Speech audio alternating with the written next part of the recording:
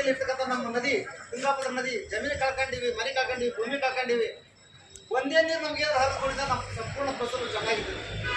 ನಮ್ಮ ಗದಗ ಜಿಲ್ಲೆಯಲ್ಲಿ ಸಂಪೂರ್ಣ ಆರಾಮಾಗಿ ರೈತಿರ್ತೀವಿ ನಾವು. ಅದನ್ನ ಹೋಗಿ ತಪ್ಪು ಟ್ರಿಪ್ ಮಾಡಿ ಆ ಹೊಲಕ್ಕೆ ರೈತರಿಗೂ ಒಂದು ಹನಿ ನೀರಿಲ್ಲ. ಹಾಗಾಗಿ ಸಂಪೂರ್ಣ ಈಗ ಸರ್ವೆ ಮಾಡಕ್ಕೆ ಬಂದರೆ ಅವ್ರು ಸರ್ವೆದವ್ರು ಟ್ರಿಪ್ಪನ್ನು ಹೆಚ್ಚಿಗೆ ಮಾಡ್ಕೋತೀವಿ. ಹಾಗಾಗಿ ಆ ಸರ್ವೆ ಬಂದ್ ಮಾಡ್ಬೇಕು, ಕಾಲೇ ಮೂಲಕ ಮಾತ್ರ ಸರ್ವೆ ಮಾಡ್ಬೇಕು ಅವ್ರು. ಇಲ್ಲಕ್ಕೆ ನಾವು ಯಾವುದೇ ಕಾರಣಕ್ಕೂ ಸರ್ವೆ ಕೊಡಲ್ಲ.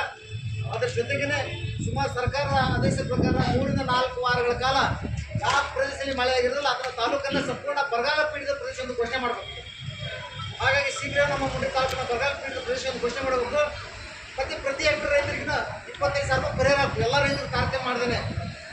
ಮತ್ತು ಹುಲಿಕೂರು ವಿಜಯನಗರ ಶುಗರ್ ಫ್ಯಾಕ್ಟ್ರಿಯವರು, ಇದೇ ಶುಗರ್ ಫ್ಯಾಕ್ಟ್ರಿಯವರು ಹೋದ ವರ್ಷ 23, 24, 25ನೇ ಸಾಲಿನಲ್ಲಿ ಕೊಪ್ಪಳ ಭಾಗದ ರೈತರಿಗೆ ಟನ್ನಿಗೆ 2800 ಕೊಟ್ಟಾರೆ.